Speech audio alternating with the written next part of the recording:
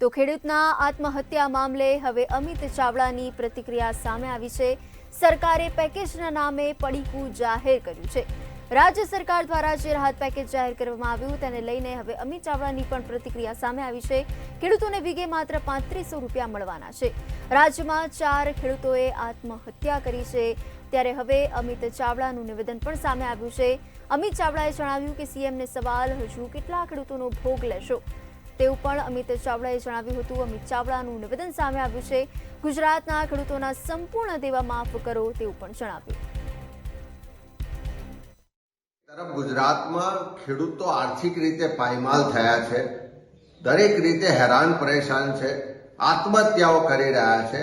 એની ચિંતા કરવાને બદલે, એના માટે આગળ આવવાને બદલે આ ભારતીય જનતા પાર્ટીની ખેડૂત વિરોધી સરકાર ઢોલ પીટી રહી છે કે અમે 10,000 કરોડનું ઐતિહાસિક પેકેજ જાહેર કર્યું, પણ આ પેકેજના નામે જે પડીકું જાહેર કર્યું છે એમાંથી ખેડૂતોને વીઘે ફક્ત 3500 રૂપિયા મળવાના છે।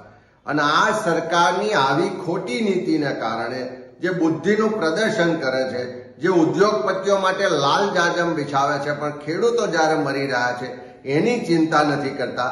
એના કારણે પહેલા દ્વારકામાં ખેડૂતે આત્મહત્યા કરી, ઉનામાં ખેડૂતે આત્મહત્યા કરી, અને દુઃખ સાથે કહેવું પડે કે પેકેજ જાહેર કર્યાના 2 દિવસમાં રાજકોટમાં કોટડા સાંગાણીમાં ખેડૂતે આત્મહત્યા કરી, જસદણના ખેડૂતે આત્મહત્યા કરી।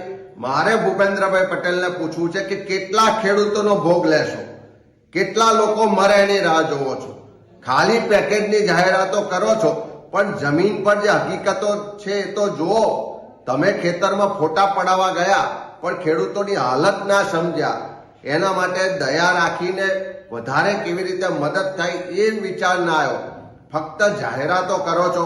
ફરી સરકારને કહેવા માંગીએ છીએ કે આ ગુજરાતમાં ખેડૂતોને મળતા બચાવો, તાત્કાલિક ખેડૂતોના દેવા સંપૂર્ણ માફ કરો, નહીં તો અત્યારે જે 4 ખેડૂતોએ આત્મહત્યા કરી છે એ આંકડો આવનારા દિવસોમાં ખૂબ મોટો થવાનો છે।